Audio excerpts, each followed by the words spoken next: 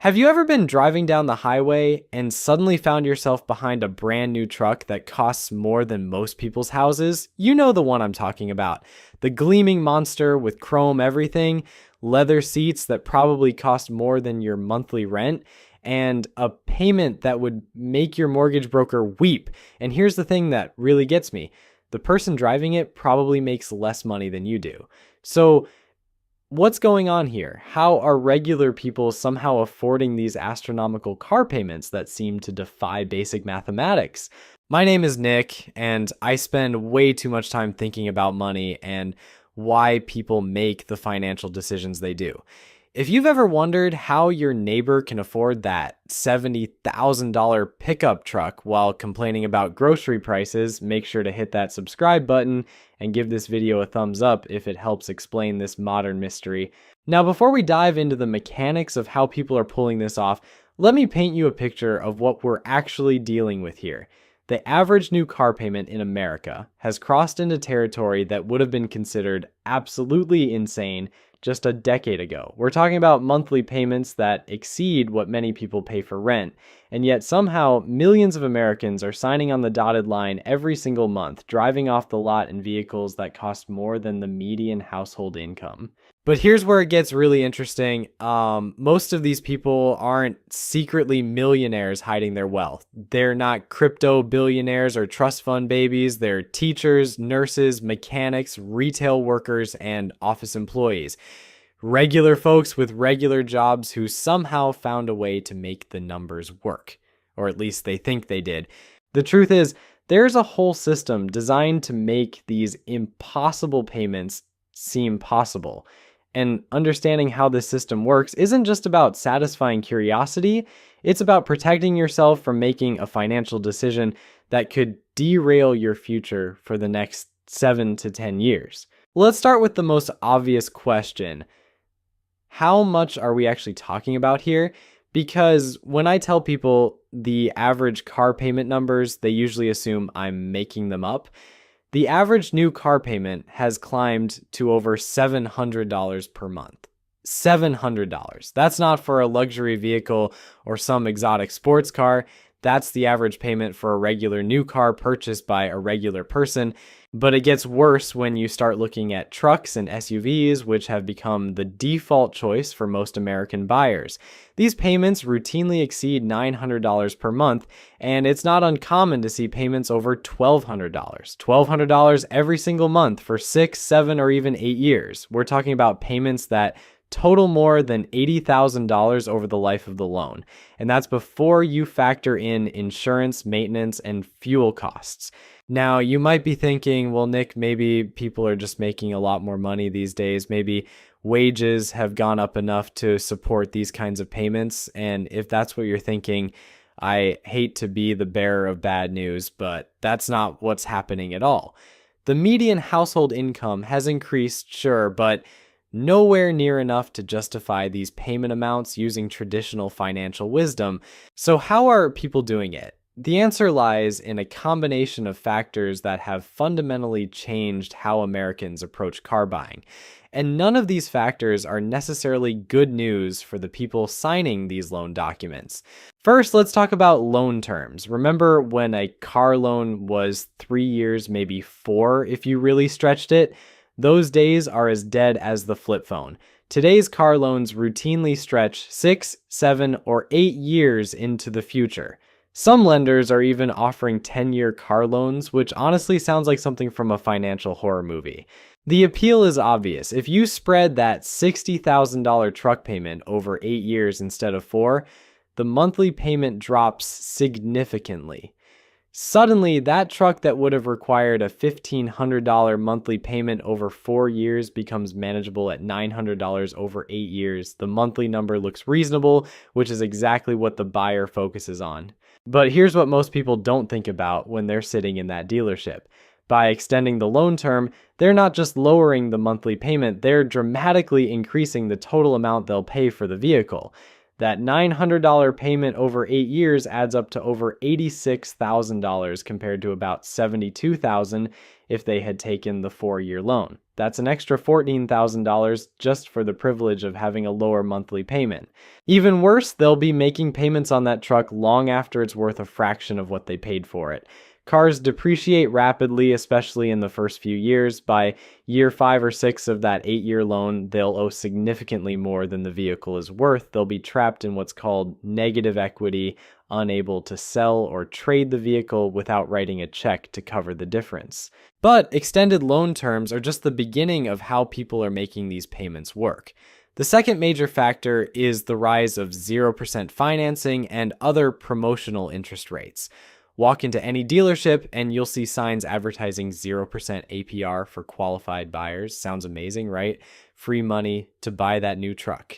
Here's the thing about those 0% offers that dealers definitely don't want you to understand. They're not actually free money. The cost of that financing is built into the price of the vehicle. You're either paying full price for the car and getting 0% financing, or you're getting a discount on the car and paying market rate interest. But you're not getting both. More importantly, those 0% offers usually come with strict qualification requirements and shorter loan terms. The people who actually qualify for 0% financing are typically the same people who could afford to pay cash for the vehicle anyway. For everyone else, the interest rates on these extended car loans can be substantial, especially if their credit isn't perfect. Then there's the trade-in game, which has become increasingly important in how people manage these large car payments. Here's how it typically works. Someone buys a new car with a 6 or 7 year loan. After 3 or 4 years, they're tired of the car or want something newer, but they still owe more on the loan than the car is worth. So what do? They roll that negative equity into a new loan for an even more expensive vehicle. This creates a cycle where people are constantly paying for cars they no longer own while simultaneously taking on debt for new cars. Their loan balances keep growing even though they're making payments every month. It's like a financial hamster wheel where the faster you run, the further behind you get. The dealers love this arrangement because it creates customers for life. Once someone is trapped in the negative equity cycle, they become a captive audience for new vehicle purchases. They can't afford to break free from the cycle because doing so would require writing a check for thousands of dollars just to get out of their current loan. But perhaps the most concerning trend is how normalized these extreme car payments have become. People who would never dream of spending $1,200 a month on anything else somehow convince themselves that it's reasonable for transportation. Think about it this way. If someone told you they were spending $1,200 a month on coffee, you'd probably stage an intervention. If they said they were dropping that much on clothes every month, you'd assume they had a serious shopping addiction. But somehow when it's a car payment, we just nod and say, well, you need reliable transportation. This normalization didn't happen by accident. It's the result of decades of marketing that has convinced Americans that their vehicle is an extension of their identity. Your truck isn't just transportation. It's a statement about who you are as a person. It shows that you're successful, reliable, hardworking. And if you're not driving something impressive, well, what does that say about you? The automotive industry has become incredibly sophisticated at tapping into these psychological triggers. They don't sell cars anymore. They sell lifestyles, dreams, and social status. That commercial showing the rugged truck climbing mountains isn't selling you transportation. It's selling you the fantasy that you're the kind of person who climbs mountains, even though the closest you get to off-roading is parking on grass at the county fair. This emotional manipulation makes it much easier for people to justify payments that would otherwise seem completely irrational. When you're not just buying a truck, but buying into an identity, suddenly that $900 payment feels like an investment in yourself rather than a financial mistake. But let's get back to the practical mechanics of how people are actually making these payments work in their monthly budgets. Because even with extended terms and emotional justification, $700 to $1,200 is still a lot of money for most households. This is where things get really creative, and by creative, I mean potentially disastrous for long-term financial health. Many people are essentially restructuring their entire financial lives around their car payment. They're treating it like a mortgage payment and adjusting everything else accordingly. I've seen people move to smaller apartments or stay with roommates longer than they planned just so they can afford their dream truck payment. They'll eat ramen noodles for lunch every day while driving to work in a vehicle that costs more than some people's houses. They'll skip vacations, avoid restaurants, and put off other major purchases, all to support a car payment that consumes 25 to 30% of their take-home income. Some people are taking on second jobs specifically to cover their vehicle expenses. They'll drive for rideshare companies or deliver food on weekends using their expensive truck to generate the income needed to pay for that same expensive truck.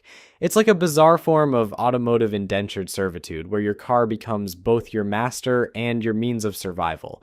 Others are dipping into retirement accounts or taking loans against their 401k to make down payments or cover repair costs. They're borrowing from their future selves to fund their current transportation fantasies. And since most people are terrible at calculating the true cost of early retirement withdrawals, they don't realize they're potentially sacrificing hundreds of thousands in future wealth for a truck that will be worth practically nothing in 10 years. Then there's the credit card shuffle that's become increasingly common. People will put maintenance, repairs, insurance, and fuel costs on credit cards to free up cash for their monthly car payment. They're essentially using high interest debt to subsidize their transportation costs, which is like using a blowtorch to light a cigarette. Technically it works, but it's probably not the smartest approach. The most concerning trend I've seen is people taking out personal loans or home equity loans to cover down payments or negative equity from previous vehicles. They're leveraging their homes to buy cars, which fundamentally misunderstands the purpose of both assets. Your house should be building wealth over time. Your car should be getting you from point A to point B as efficiently as possible. When you start using your house to fund your car addiction, you've got the equation backwards. But here's where the story gets even more interesting. Many of the people making these extreme sacrifices for their car payments aren't just doing it for one vehicle, they're doing it for multiple vehicles. The average American household now owns more cars than licensed drivers, which is mathematically impressive and financially terrifying. It's not uncommon to find families with 2 or 3 car payments running simultaneously. Dad has his work truck, mom has her SUV for the kids, and maybe there's a third vehicle for the teenager or for weekend adventures. Suddenly, we're talking about combined car payments that exceed what most people pay for housing. These families have essentially created their own personal auto financing companies, except instead of making money, they're hemorrhaging it every month. They're managing multiple depreciation schedules, insurance policies, maintenance schedules, and loan terms. It's like running a small business, except the business loses money every day and the inventory becomes worthless over time. The psychological effect of managing multiple car payments is fascinating and disturbing. People become experts at juggling due dates and minimum payments, but they lose sight of the bigger picture. They'll celebrate paying off one car loan while simultaneously taking on 2 new ones. They measure success by their ability to keep all the plates spinning rather than questioning whether they need to be spinning plates at all. And then there's the insurance component that most people completely underestimate when calculating affordability. Insuring a $60,000 truck costs significantly more than insuring a $20,000 sedan. Add in comprehensive coverage, collision coverage, gap insurance, and all the other protections recommended for expensive vehicles, and you're looking at insurance premiums that can easily exceed $200 per month. For families with multiple expensive vehicles, insurance costs can approach or exceed $500 monthly. That's $6,000 per year just for the privilege of legally driving their depreciating assets on public roads. Many people focus so intensely on negotiating the monthly payment that they completely forget to factor in the ongoing insurance costs until they're sitting in the insurance agent's office getting a reality check. The maintenance costs present another surprise that catches many people off guard. Modern vehicles, especially trucks and SUVs, are incredibly complex machines with advanced technology, sophisticated emission systems, and premium components. When something breaks, and it will break, the repair bills can be staggering. A simple brake job on a modern truck can easily cost $800 to $1,200. Transmission problems can run $5,000 or more. And if you're unlucky enough to need major engine work, you might be looking at repair bills that exceed $10,000. Many people making extreme car payments have zero emergency funds set aside for these inevitable repairs, which means they'll likely end up putting major maintenance on credit cards or taking out additional loans. This creates a vicious cycle where the car payment that was supposed to be manageable becomes the catalyst for a debt spiral that can take years to escape. You'll see people with pristine $70,000 trucks sitting in their driveways while they frantically search their couch cushions for gas money. It's like having a Rolex watch while living on ramen noodles. Technically impressive, but missing the point entirely. The fuel costs alone for these massive vehicles can approach what people used to pay for entire car payments just a decade ago. When you're driving a truck that gets 15 miles per gallon in real-world conditions and gas prices fluctuate between $3 and $5 per gallon, you're looking at fuel costs that can easily exceed $400 per month for someone with a normal commute. Add in the occasional road trip or weekend adventure, and that number climbs even higher. But here's where the math gets really interesting, and by interesting, I mean absolutely terrifying. From a financial planning perspective, let's take a typical scenario and run the real numbers that most people never bother to calculate. Imagine someone buys a $55,000 truck with a 7-year loan at 6% interest. Their monthly payment works out to about $800, which feels manageable compared to the $1,200 payment they would have faced with a shorter loan term. Over the life of that loan, they'll pay approximately $67,000 total. Add in insurance at $250 per month, and that's another $21,000 over 7 years. Factor in fuel costs of $350 monthly, and we're talking about another $29,000. Maintenance and repairs over 7 years will easily run another $15,000, probably more. When you add it all up, this person will spend over $130,000 on transportation over 7 years. And at the end of those 7 years, they'll own a vehicle that's worth maybe $15,000 if they're lucky. They've essentially paid $130,000 for the privilege of driving a $15,000 truck. That's not transportation financing, that's wealth destruction with cup holders and heated seats. The most depressing part of this equation is what that same money could have accomplished if invested instead. If someone took that $800 monthly payment and invested it in a simple index fund earning 8% annually, they'd have over $70,000 after 7 years. Not only would they have avoided the financial burden of the truck, they would have actually built wealth instead of destroying it. But here's the psychological trap that makes this cycle so hard to break. Once someone commits to these extreme car payments, they develop what I call automotive Stockholm syndrome. They become emotionally attached to their financial captor. The truck isn't just transportation anymore. It's a reflection of their identity, their hard work, their success. The idea of driving something cheaper feels like admitting failure or accepting a lower social status. This emotional attachment makes rational financial analysis nearly impossible.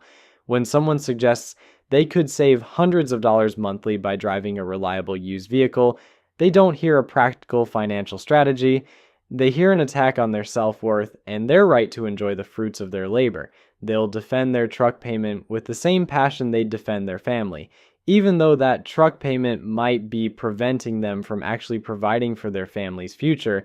The automotive industry understands this psychology better than most people understand themselves. They've spent billions of dollars researching exactly how to trigger these emotional responses and convert them into loan signatures. Walk into any dealership and you'll notice they don't spend much time talking about total cost of ownership or opportunity cost of capital. Instead, they focus on monthly payments, immediate gratification, and social status. The sales process has been refined to overcome every rational objection a buyer might have. Worried about the payment being too high? Let's extend the term. Concerned about reliability? Here's an extended warranty you can finance. Nervous about depreciation? Don't worry about it. You'll probably want to trade it in for something newer in a few years anyway.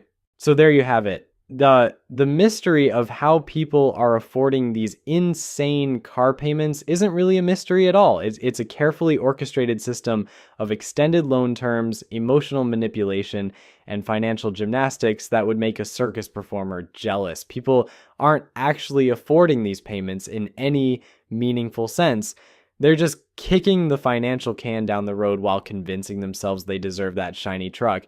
The next time you see someone driving a vehicle that costs more than your house, remember, they're probably eating cereal for dinner to afford it, and maybe, just maybe, that reliable used car in your driveway isn't looking so bad after all.